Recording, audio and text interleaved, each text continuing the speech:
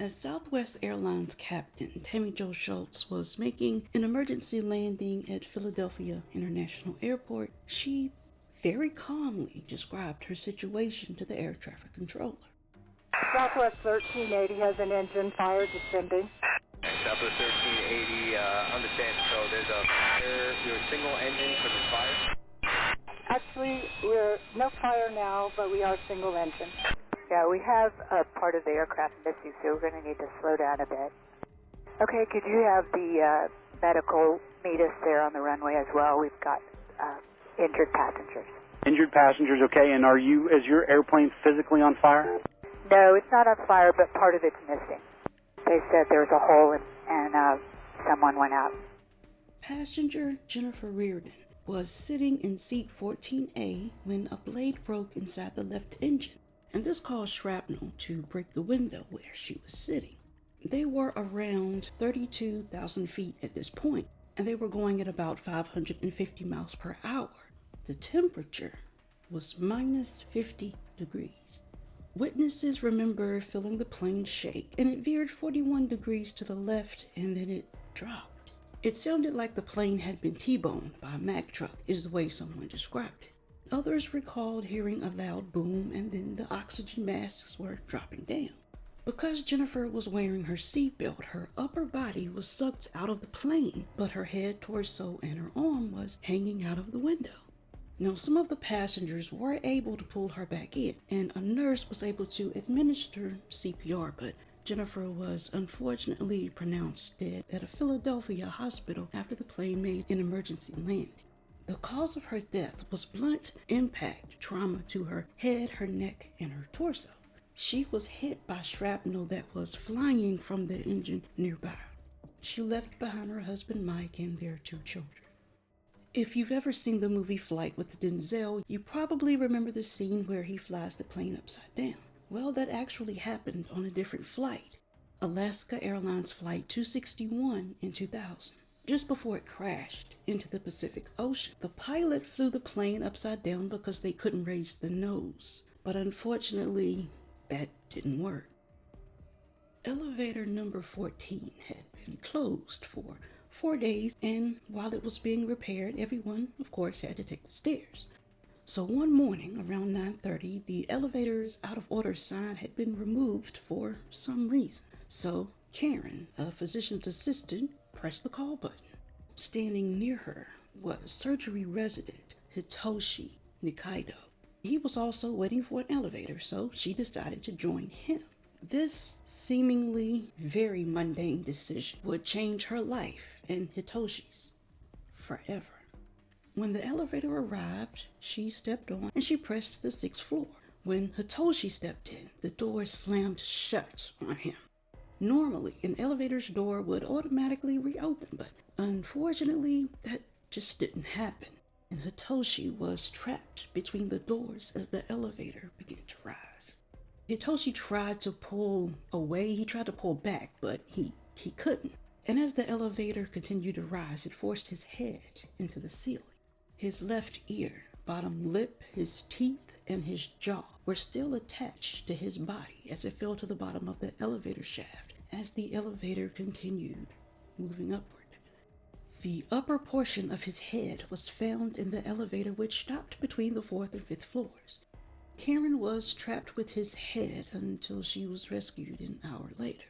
Just 6 weeks earlier, Hitoshi had graduated from medical school. The cause of the malfunction was a misconnected wire that disabled the safety feature that prevents the door from closing and the elevator going up.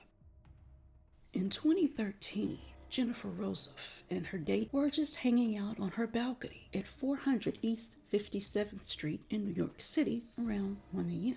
As they were talking, she just leaned on the railing, and her date told her that he didn't think that it was safe to do that, but she said, "Don't worry about it, I do it all of the time."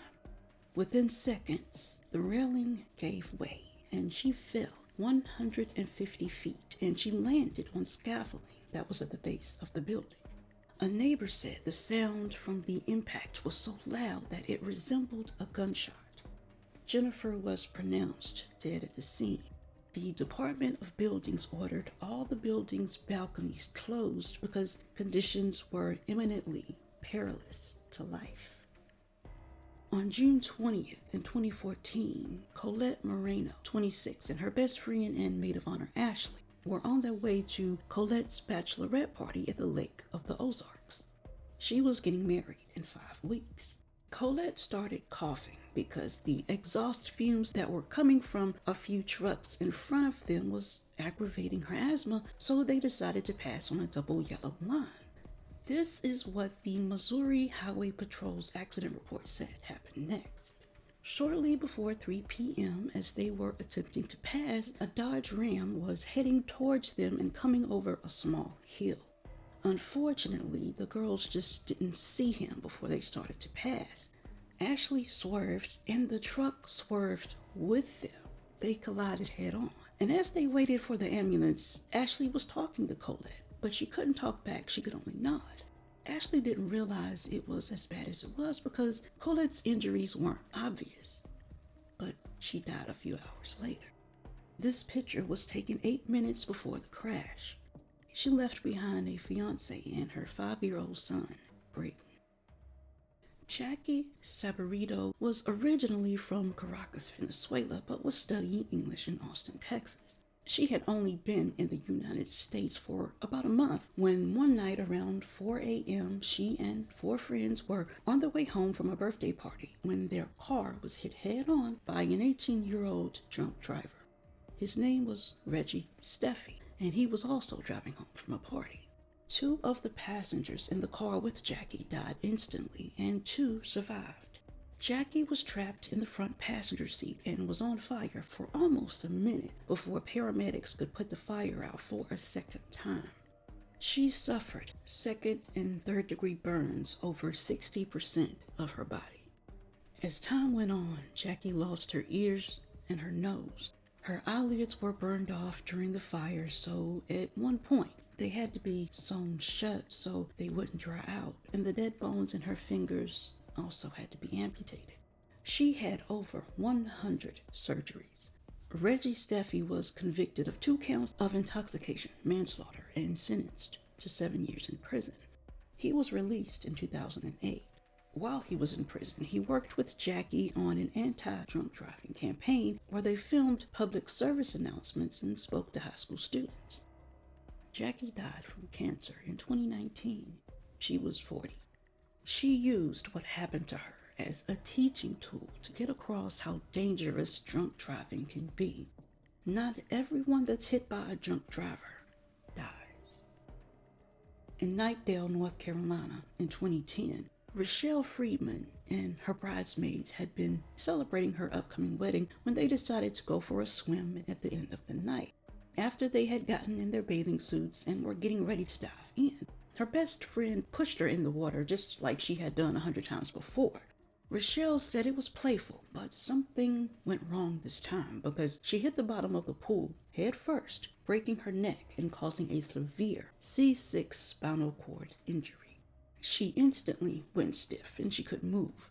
She said she didn't really panic because she had an idea of what had happened. So once she floated to the surface, she yelled help and her friends called 911. She was unable to walk or feel anything below her collarbone. Rachelle is doing so much better now. She's driving, she can get in and out of bed on her own. She doesn't have to depend on other people to do everything for her anymore. She and her husband, Chris Chapman, finally had their wedding day, and they had a daughter with the help of a surrogate in 2015.